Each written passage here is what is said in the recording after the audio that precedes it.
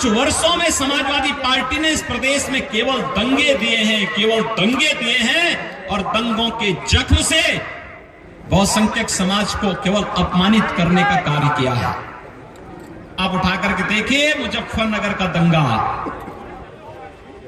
मुजफ्फरनगर के दंगे में जो घोषित अपराधी सरकार का था, यहां का विधायक उस घोषित अपराधी मंत्री को क्लीन चिट देने का बेसामीपना कार्य करता है। मुझे लगता है कि जिस व्यक्ति ने मुजफ्फरनगर का जख्म देकर के समाज को अपमानित किया हो, उसको आपसे वोट मांगने का कोई नैतिक अधिकार नहीं रह जाता है।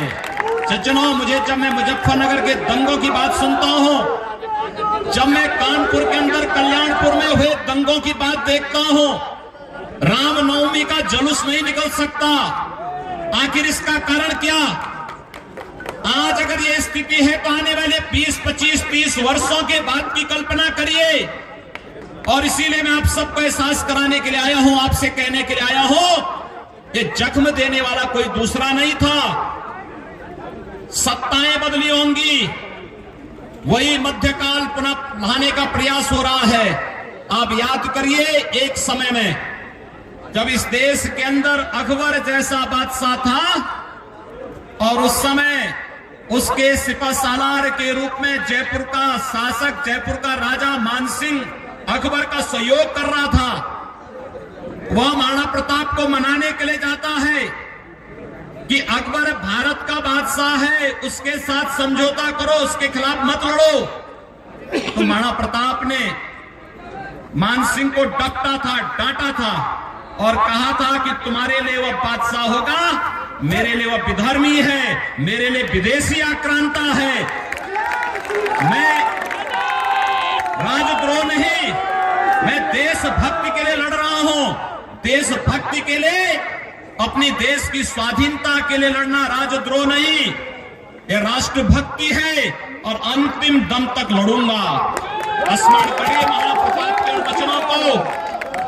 महाराणा प्रताप ने बात अचानक नहीं कही थी, और अगर महाराणा प्रताप भी मानसिंह की तरह अकबर के साथ मिल गए होते तो आज हम 450-500 वर्षों के बाद महाराणा प्रताप को इस सम्मान, इस आदर के साथ हम याद नहीं करते। आज हर जवान पर, कोई भी भारत का, कोई भी हिंदुस्तानी हो, किसी भी जाति का हो, अगर वह सचमुच भारत का वासी है, भारत भक्त है, तो वह व्यक्ति कभी भी मानसिंह को सम्मान की दृष्टि से नहीं देखता है। हर भारतवासी अगर सम्मान की दृष्टि से देखता है तो महाराणा प्रताप को देखता है, महाराणा प्रताप का सम्मान करता है, महाराणा प्रताप की जय घोष के नारे लगाता है, उनके प्रति सम्मान व्यक्त करता है, मानसिंह के प्रति नहीं।